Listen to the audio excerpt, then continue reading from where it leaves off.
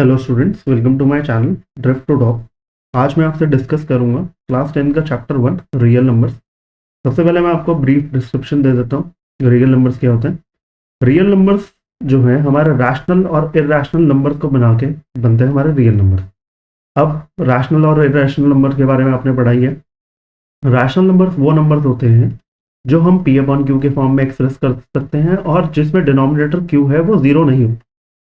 और इर्राशनल नंबर हमारे वो नंबर्स होते हैं जिन्हें हम पी अपॉन क्यू के फॉर्म में एक्सप्रेस नहीं कर सकते। जैसे आपके स्क्वायर रूट वाले नंबर, स्क्वायर रूट में 2, स्क्वायर रूट में 3। अब आप इस फिगर में जैसे देखोगे, जो ये बाहर वाला सर्कल है ये क्या डिनोट कर रहा है, ये हमारा डिनोट कर रहा है रियल नंबर का सर्कल। ठीक है। और इसके अंदर में एक सर्कल है हमारा रैशनल नंबर का और दूसरा एक हमारा सर्कल ये है इर्राशनल नंबर का। ठीक है। तो रियल नंबर हमारे रैशनल और इर्राशनल नंबर्स को मिलाकर बने हैं। अब रैशनल नंबर्स वाले सर्कल में आप देखोगे इंटीजर्स का सर्कल है। अब इंटीजर्स क्या होते हैं? इंटीजर्स हमारे वो नंबर्स होते हैं सारे नेगेटिव नंबर्स को मिलाकर, सारे पॉजिटिव नंबर्स को मिलाकर और जीरो को इंक्लूड करके। तो जो नंबर्स होंगे उन्हें हम इंटीजर्स बोलते हैं। नेगेटिव नंबर्स, पॉजिटिव नंबर्स और जीरो को मिला के इंटीजर्स बोलते हैं। अब इंटीजर्स के अंदर में आप देखोगे यहाँ पर एक सर्कल है होल नंबर्स का। होल नंबर्स हमारे क्या होते हैं? सारे पॉजिटिव नंबर्स और जीरो को इंक्लूड करके हमारे होल नंबर। और होल नंबर्स के अंदर में हम यहाँ देखेंगे एक नेचुरल नंबर्स आते हैं। ये जो सर्कल है नेचुरल नंबर्स का सर्कल है। तो नेचुरल नंबर्स हमारे क्या होते हैं? सारे positive numbers 1 2 3 dash dash dash आपके जितने इन्फिनिटी तक हो सकते हैं। ठीक है। अब ये बेसिक डेफिनेशन है, आप इनको गो थ्रू कर सकते हो। अब कुछ other type of number.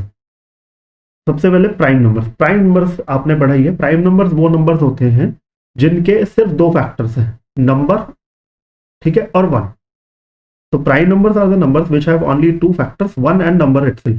For example 2, 3, 5, 7 etc. जैसे 2 है हमारा, 2 किससे डिवाइड होगा हमारा? 2 डिवाइड होगा हमारा 2 से और 1 से। 3 है, 3 किससे डिवाइड होगा? 3 से डिवाइड होगा और 1 से डिवाइड होगा। तो प्राइम नंबर्स के सिर्फ दो फैक्टर्स होंगे, नंबर इटसेल्फ और 1। नोट 2 इज द लीस्ट और स्मॉलेस्ट प्राइम नंबर। तो सबसे छोटा हमारा जो प्राइम नंबर है वो 2 है। 1 हमारा ना प्राइम नंबर है और ना कंपोजिट नंबर, ऐसे ही 0 है। अब कंपोजिट नंबर्स, प्राइम नंबर्स के अपोजिट होते हैं कंपोजिट नंबर्स। तो जैसे प्राइम नंबर्स के दो फैक्टर्स हो सकते हैं, वैसे ही कंपोजिट नंबर्स जैसे ही अपोजिट हैं, तो कंपोजिट नंबर्स के फैक्टर्स क्या हो सकते हैं? दो से ज्यादा। Composite numbers are the numbers with more than two factors. It means that the composite numbers have factors other than 1 and number itself. तो 1 और नंबर के अलावा भी और फैक्टर्स होंगे, जैसे 4, 6, 8, 9। 4 अगर आप देखोगे 4 का फैक्टर 4 तो है, 1 भी है। इसके अलावा और क्या फैक्टर है? 2 भी 4 का फैक्टर है। 6 है, जैसे 6 का फैक्टर 6 भी है, 1 भी है, 2 भी है, 3 भी है। तो दो से ज्यादा फैक्टर्स है, तो इसलिए ये composite number. Note 4 is the least और स्मॉलेस्ट कॉम्पोजिट नंबर। सबसे छोटा हमारा कॉम्पोजिट नंबर जो है 4 है। ठीक है, क्योंकि आप देखो 1 जो है हमारा ना ही प्राइम है ना कॉम्पोजिट है, 2 हमारा प्राइम है, 3 भी हमारा प्राइम है। तो सबसे छोटा हमारा कॉम्पोजिट नंबर क्या है? 4। Note 0 and 1 are neither prime nor composite. ठीक है, 0 और 1 ना ही प्राइम है ना ही कॉम्पोजिट है, ये आपने ध्यान रखना है। इस पर बेस्ड आपका कोई भी 1 मार्क एमसीक्यू टाइप क्वेश्चन आ सकता है। नेक्स्ट है हमारे को प्राइम नंबर। को प्राइम नंबर्स एक सिंगल नंबर नहीं होगा, ये एक पेयर ऑफ नंबर होंगे। Two numbers are said to be co-prime if they do not have a common factor other than 1, or two numbers whose HCF is 1 are called co-prime numbers. अगर कोई दो numbers हैं जिनका कोई भी common factor नहीं है 1 के अलावा, तो उन नंबर्स को हम क्या बोलते हैं? Co-prime number. या जिन नंबर्स का HCF जो है वो 1 है, वो को-प्राइम नंबर। जैसे आप एग्जांपल देखो, यहाँ पर 4 है हमारा, 4 को हम कैसे लिख सकते हैं? 2 इंटू 2। 9 है हमारा, 9 को हम कैसे लिख सकते हैं? 3 इंटू 3। इनमें क्या कुछ कॉमन है? नहीं है ना common.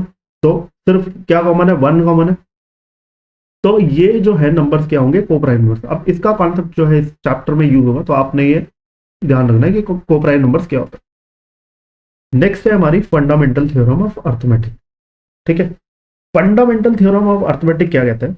Every composite numbers can be expressed और factorized as the product of primes, and this factorization is unique apart from the order in which the prime factors occur।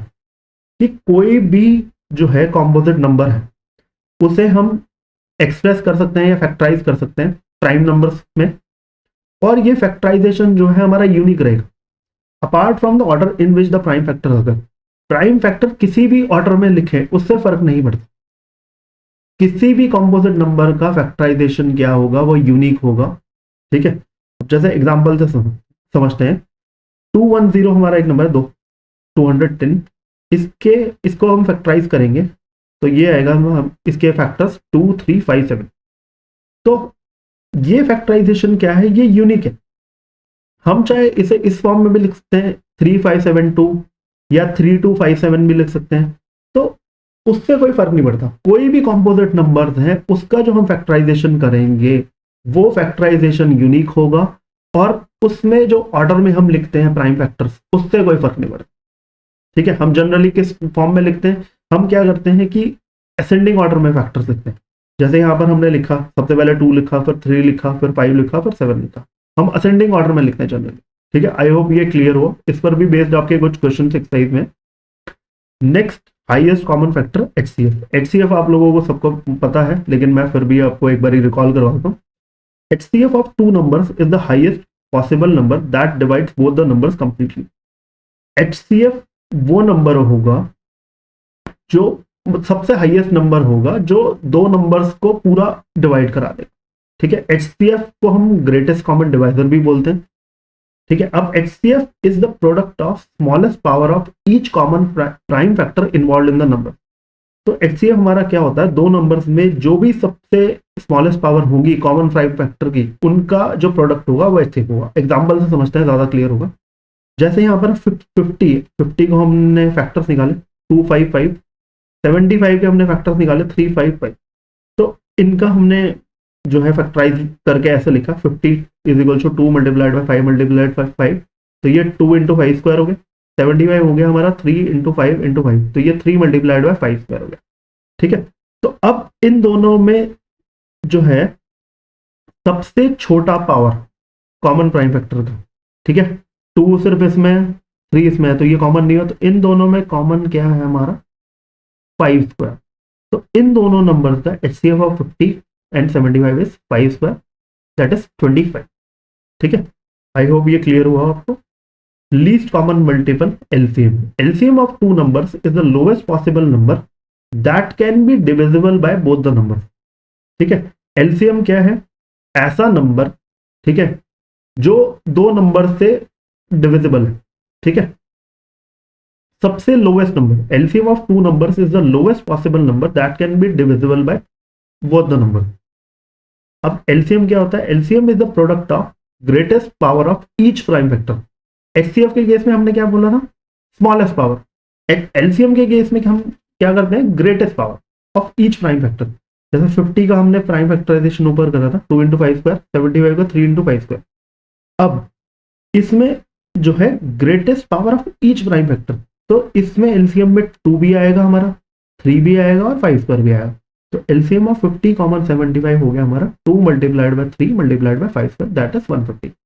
ठीक है, अब एचसीएफ ऑफ दो numbers का और LCM दो numbers के बीच में एक रिलेशन होता है for any two positive integers A and B. HCF of A comma B and LCM of A comma B का जो प्रोडक्ट होगा वो किसके इक्वल होगा, प्रोडक्ट ऑफ द नंबर। ठीक है, HCF of two numbers multiplied by LCM of two numbers is equal to product of दो numbers. ठीक है, जैसे यहाँ पर हमने एचसीएफ ऑफ 50,75 और एलसीएम ऑफ 50,75 को मल्टीप्लाई करा है। एचसीएफ कितना आया था हमारा 25, एलसीएम कितना है 150। ठीक है, तो 25 मल्टीप्लाइड बाय 150 हमने करा तो वो 3750, और 50 मल्टीप्लाइड बाय 75 हमने करा तो वो 3750। ठीक है, तो ये जो है LCM into HCF is equal to product of those two number. ठीक है, ये दो नंबर्स के लिए वैलिड है, दो से ज्यादा नंबर्स होंगे तो ये वैलिड नहीं है। ठीक है, अब इस चैप्टर में आपके लिए जो है कुछ वर्ड प्रॉब्लम्स आ सकती हैं जहां पर आपको एचसीएफ निकालना होगा और जहां पर आपको एलसीएम निकालना होगा, लेकिन वो आपको डायरेक्टली क्लियर नहीं होगा। तो उसके लिए मैं एक छोटा सा आपको हिंट दे देता हूं कि आपने ये सोचना है कि क्या वो नंबर, उन दो नंबर से कुछ भी हो सकता है वो उस प्रॉब्लम में, क्या वो नंबर उन दो नंबर से छोटा है। ठीक है, जो हमने फाइंड आउट करना है, तो तब हम निकालेंगे एचसीएफ। और एलसीएम हम तब निकालेंगे जब वो नंबर जो है, हमें क्वेश्चन में ऐसा लग रहा है कि वो नंबर जो है उन दो नंबर से बड़ा आएगा, तब हम एलसीएम निकालेंगे। ठीक है, ये उसको सॉल्व करने के लिए एक छोटी सी ट्रिक है। कई बार आपको लैंग्वेज नहीं आएगी समझ में, तो अगर आपने ये क्रैक कर लिया तो आप वो क्वेश्चन इजिली सॉल्व कर पाएंगे। आई होप जितना मैंने आपको समझाया ये आपको समझ आया। ठीक है, अगर आपको मेरी वीडियो अच्छी लगी हो तो प्लीज आप जो है अपने फ्रेंड्स के साथ शेयर करना और मेरा चैनल सब्सक्राइब करना। Till then bye.